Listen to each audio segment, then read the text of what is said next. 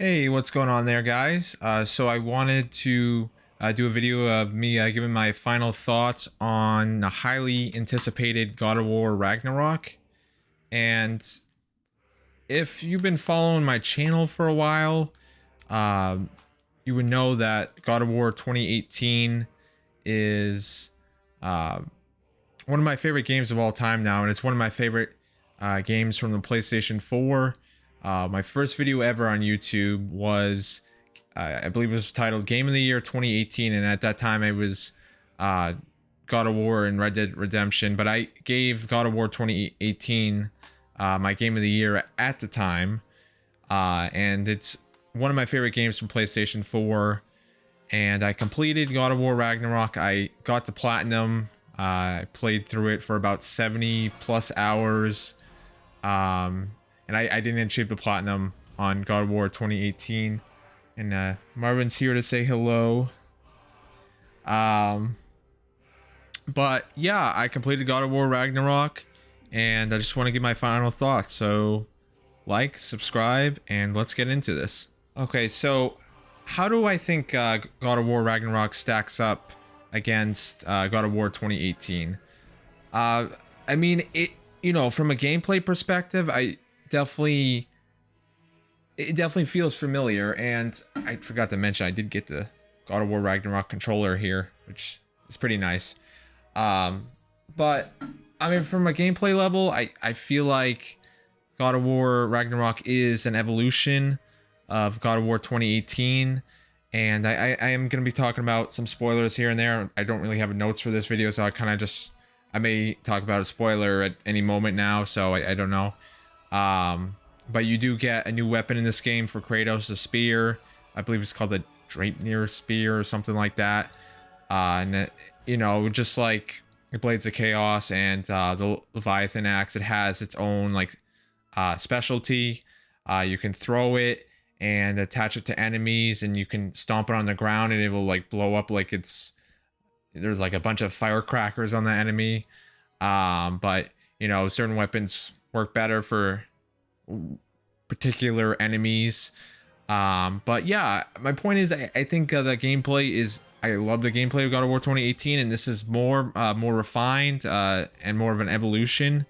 And of course, with gameplay, you got to talk about the fact that you get to play as Atreus in this game, which you couldn't do in God of War 2018. That was a nice surprise, going to Ironwood, and that whole section where you meet Angrboda, I believe her name is. That's one of my favorite parts of the game, and I know some people weren't crazy about playing as Atreus, but I really enjoyed those sections. I feel like it really braked up the game well. It's not that I don't enjoy playing as Kratos. Obviously, it's great to play as Kratos, but it was cool to have another playable character in this game. And from a story perspective, I don't really know too much about Norse mythology. So I haven't really watched Marvel's Thor or anything like that. Of course, we run into Thor in this game, and he's he's a different Thor than you would see in the Disney Marvel Thor there. But a lot of the Norse mythology is kind of lost on me, and I'm not really that interested in it, to be honest with you. But what really hooked me in this story was Kratos and Atreus, and just that dynamic, and just like the first game, that dynamic between Kratos and Atreus. And in the first game, Atreus was kind of a brat, and Kratos was always calling him boy.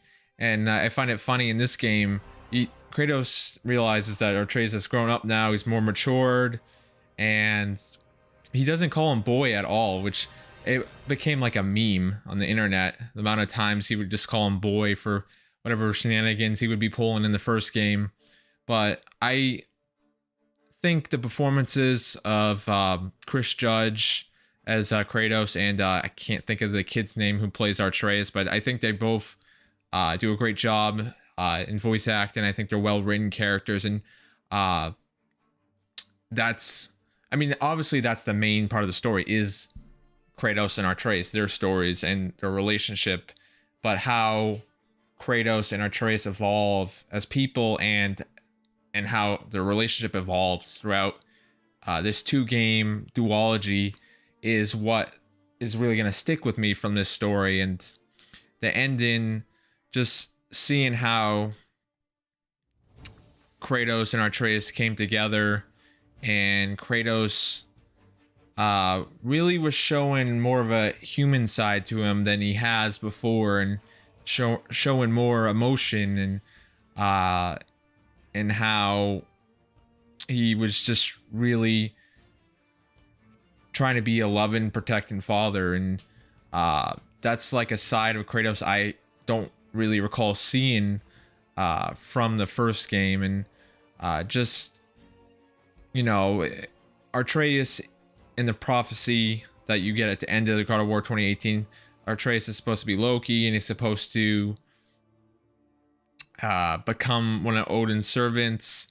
And of course, Odin's in this game, and you're not sure if the prophecy is, if that will become true, if Kratos will die at the end, and Loki will pretty much betray Kratos and become the servant of Odin. And just seeing Atreus' growth, or Loki's growth, I'll call him Atreus, his growth in this game, and how he's matured and how he's changed his ways, and how he really struggled on early on the game. He's got with the prophecy, and that is ultimately, the prophecy wasn't what happened. And I think a big part of this game is, you know, destiny, and not following what this prophecy says, and trying to prevent what the prophecy says.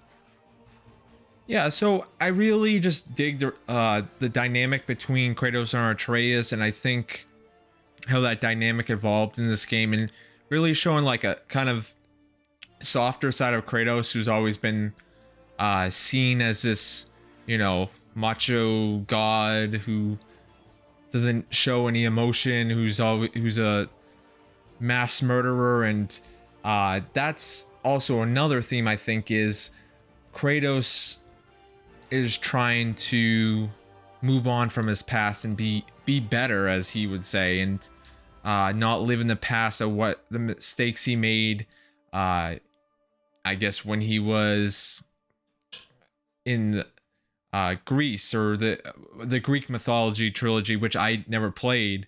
But you know, I know that Kratos was more of a like mass murderer, vengeance fueled character in that original trilogy. And you really get the sense he's trying to redeem himself and make up for what he did in the past. And you can sense that he's really ashamed, and he doesn't want Atreus to go down a dark path of vengeance and killing and all this. And in the end, during Ragnarok, Kratos and Atreus were just, they didn't want to continue the fighting. They wanted I mean, of course they killed off Odin and Thor, but that's because their hand was forced. But I think a big part of this game is also peace, and coming to peace and forgiveness. And I know it sounds all I don't know, warm and cozy, or maybe like a story that you've heard before, but I feel like the execution of how they really show how Kratos has changed as a character, and how he wants to be better and change, I think it's executed very well. And the whole ending, where Atreus has to go off to whatever he's doing next, and it could be set up for a new God of War trilogy where we play as Atreus. It was, that moment was kind of like a father watching his kid going off to college. And so yeah, I mean, I like the ending of the game. I think as a whole, the whole story, I think it felt a little bit bloated at times, and I feel like this game could have been cut down a little bit, but I feel like I say that with a lot of games nowadays. And you know, I didn't really care for all the lore of Norse mythology and getting deeper into the Norse mythology stuff, but like that doesn't really like interest me. It's really just the characters of Kratos and Atreus, and I do like some of the supporting characters like Freya and Mimir and all that, but yeah, it was really, that's what drew me in for the story, was Atreus and Kratos dynamic and how that evolved. And of course for Kratos, you saw some flashbacks with Frey, and that was kind of interesting too, and just getting more of Kratos' backstory. And I really do want to play the original God of War trilogy, and maybe some of those PSP games they had as well, to try to understand more of Kratos' story. I have a rough idea of what he did. I know, I'm pretty sure he killed his family, or a prior family. I know some stuff, but yeah, I was I like always enthralled by God of War's story? No. Like the high fantasy setting, sometimes, I don't know, sometimes I get bored of the high fantasy setting in games and movies, but you know, I really love how they humanized, even though these characters are fallen, they're gods, they really humanize Atreus and Kratos and other gods you come across. As you know, they may be gods, but they're people just like us, I guess, just superhuman people.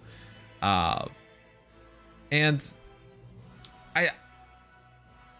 I do gotta say, like, I don't know if I'm as high on God of War and God of War Ragnarok as I thought I would be after playing this game.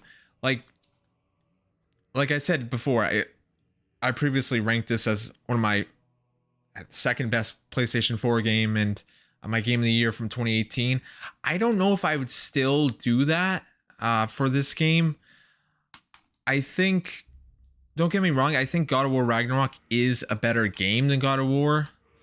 But I think in a way I might have overrated God of War 2018 in my head a little bit. I think it's still an amazing game. I just think part of the thing that really, I don't know, I don't want to say like blew me away, or maybe part of the reason I was so high on God of War 2018 is because of the surprise of it. Like, I did not expect this game to be as good as it was when it came out. And I think maybe because it was such a surprise, I was a little bit more forgiving of some of the smaller things that it could have done better. And I think some of the smaller things that it could have done better also can be said about God of War Ragnarok. Like, and I watch Sacred Symbols PlayStation podcast. I don't know if you guys are familiar with that podcast, but that's the #1 PlayStation podcast in the world. And Colin Moriarty, who's the founder of the company that does that podcast, Last Stand Media,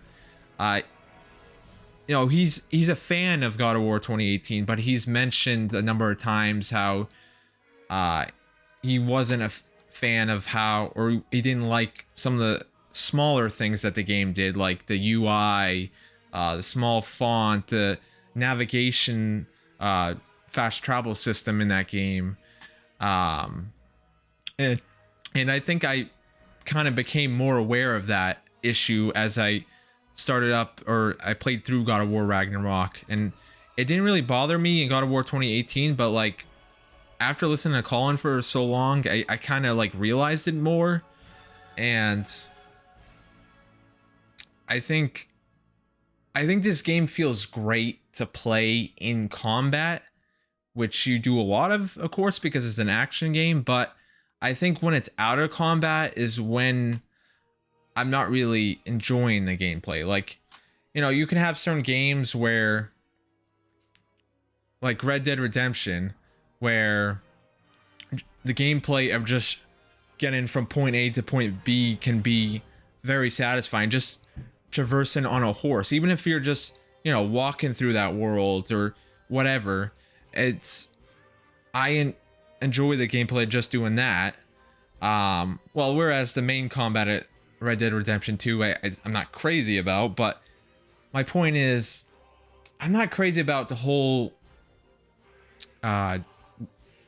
traversal gameplay in this series. I don't know if they should have designed the fast travel system to be the way it is, and especially consider I got the platinum for this trophy. I needed to do a lot of like going through gates and getting to a certain part of each realm, and of course you go to every realm in this game, and that's something that this game really expands upon from the last game, whereas there wasn't as many realms that you went to in God of War 2018. But I do like that you can go to more realms in this game, but at the same time it's kind of a pain to navigate around each realm. I'm just not a fan of the fast travel, and I almost wonder if I would have liked it better if this game was more linear. I mean, it would be a lot different. I don't know if I don't think I mind the hub world, but maybe it's just, I feel like I would have liked if they were a little bit more linear. But yeah, I think the HUD could be better. I'm not crazy about the menus, and I mean, if it sounds like I'm nitpicking, I may be, but you are required to spend a lot of time in those menus, and you have a lot of different things that you can do and upgrade, and some of it kind of feels unnecessary. Like, I feel like they could have cut back some of it. But yeah, I think my main, I don't want to say issue, but maybe main reason why I think I might have overrated these games, like the first 20 hours of this game, like I thought, oh my god, this is a 10 out of 10 masterpiece. And, you know, I've always thought this has been a 10 out of 10 masterpiece as well. But I feel like when you're out of combat is when the game is not, I don't really enjoy the gameplay. And a lot of the time out of combat is doing puzzles, you know, or you're rowing on a boat, which, well, some of the stories they tell in those boat segments are, you know, they're interesting. Or you're platforming, but there's a lot of puzzles, a lot of platforming when you're out of combat. Sometimes a lot of dialogue, sometimes maybe too much dialogue. But I feel like sometimes this game kind of got in its way, where I kind of feel like it would just be only gameplay, or only combat, I should say, because the combat, just like God of War 2018, is great and very satisfying. And as I believe Eric Williams, who's the director of this game, said, they're really trying to make the player feel like they're playing with their food in combat. And I definitely get that sense, and you would know what he meant if you play the game. Playing with you can really experiment in combat, and there's a lot of variations and ways you can go about combat. And I do like that variety that it does offer in both these games. And you know, it's just, I'm sorry if I sound a little maybe not as glowing as I usually do for a major PlayStation exclusive, because I usually really dig these AAA PlayStation exclusives. I think, you know, just like every PlayStation game, the graphics are great, the music is great, the voice acting is great, the gameplay is great. Like, you know, it's a very AAA game. And you know, it's a third-person story-driven experience, which that's what PlayStation is famous for now. I just wonder if I'm almost starting to get bored of this format of game. Like, I think these games are great. Don't get me wrong. I think God of War Ragnarok is exceptional, and I just feel like when you have so many great story-driven games, third-person story-driven games under PlayStation's umbrella, they start to feel familiar. And I understand, Ghost of Tsushima is different from God of War. The Last of Us is different from God of War, and from a story. But you definitely, after a while, when you play so many of these games, they start to feel like they're bleeding into each other at times. But I think, I still think they're amazing games, and I think Sony should still make them. It's just, I wonder though if they should try to maybe do a little bit less of this and maybe try to take more risk.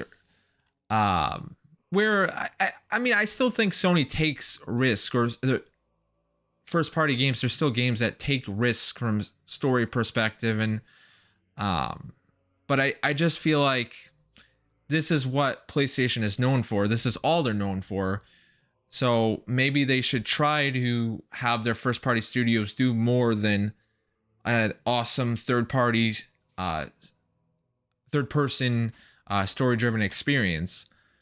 But like I said, I still want these games. I want to see Sony do more than just this. That's, I guess, what I'm trying to say. And yeah, I was just listening to Sacred Symbols, and I think Colin made up a good point.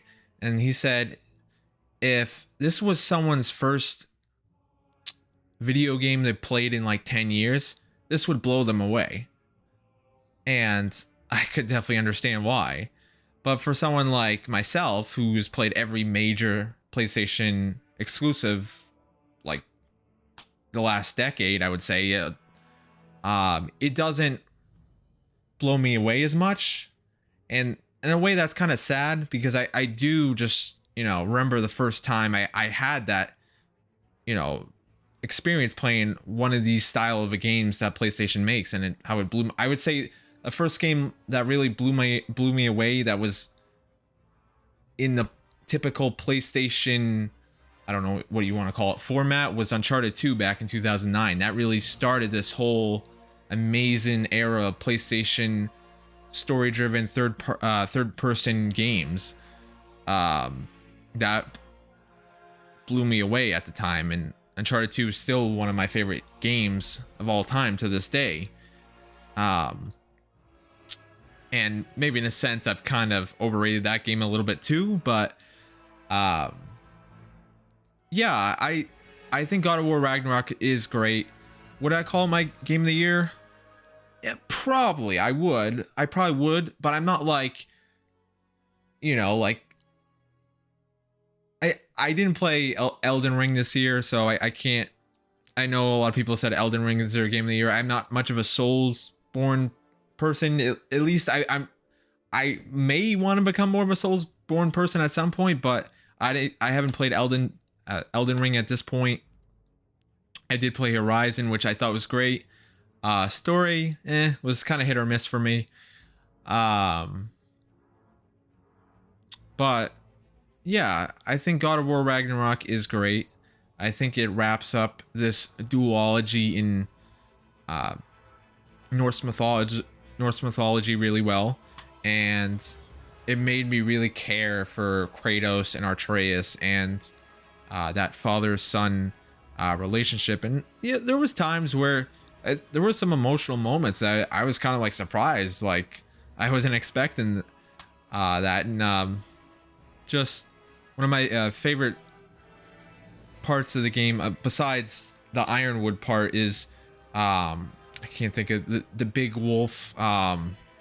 Is it Garm? I think the wolf was Garm. Atreus released it, and it was a big mistake, and they had to, Kratos and Atreus had to go fix it. And I love the part where Kratos comes back from Asgard because he was with Odin and all his people, and Kratos I think he asked Artreus like, "What should I call you?" You know, like, should I call you Loki? Should I call you Artreus? And you know, that was right after Artreus made his mistake, and he just went up and hugged his dad, and that was just like, that was like a big like changing point in their relationship, because it, at that point, they, you know, they were just kind of distant from each other. You didn't see them hug each other. You didn't see them really share any feelings for each other. It's always, Kratos was always kind of a general to Artreus. He was kind of a tough love father to him, and that was definitely one of the more touching moments. And they go to what realm was it? I can't remember the name of the realm. It starts with the N. I can't remember the name of it. But I believe the wolf's name was Garm, and they fight it. And Fenrir, who was a wolf that died early on the game, I guess Artreus had this ability as a since he's a giant from Jotunheim, he had ability to transfer souls once they die into I think it was into a stone, or into a knife that he had, I think. And he was able to bring that wolf that he died and put it into Garm's body after they killed Garm, and Fenrir came back to life as this giant wolf. And I thought that was just a really cool part. And it's like, wow, that's, I don't really understand much how he did that, but he did it. And I don't know, I found that kind of just like touching, as someone who lost their dog a year ago. And the wolves are so well animated in this game, and I really like the amount of animals that you see in this game, and the big animals, and it's like, ooh, look at that, you know. It's kind of, I mean, it's kind of, this game feels like a spectacle at times, but in a good way, you know. But yeah, that was one of my favorite parts of the game, that section.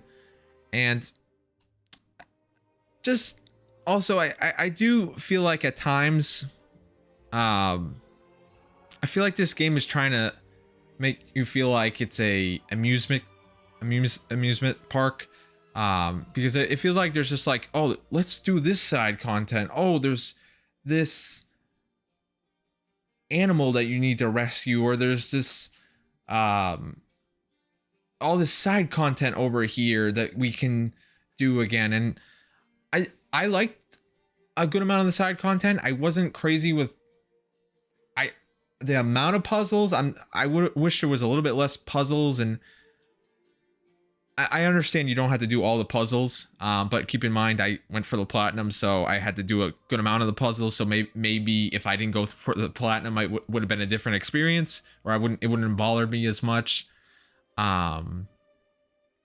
But I do feel like at times when you're walking around this game in the realms, I feel like it's trying to be like an amusement park, and I don't know if I'm crazy about how the levels were designed in this game. And I think that's why I said earlier, I kind of wish it was more linear and maybe less side content. I know there was side content in the first game, but there definitely wasn't as much as there is in this game. And I just feel like this game's a little bit bloated, but I feel like I say that with a lot of games, especially, I mean, there's some games I really love, like I think Red Dead Redemption 2, The Last of Us Part 2 are both bloated, which I love those games. I think they're masterpieces. But I think that's a common problem with games now. I feel like they're too bloated.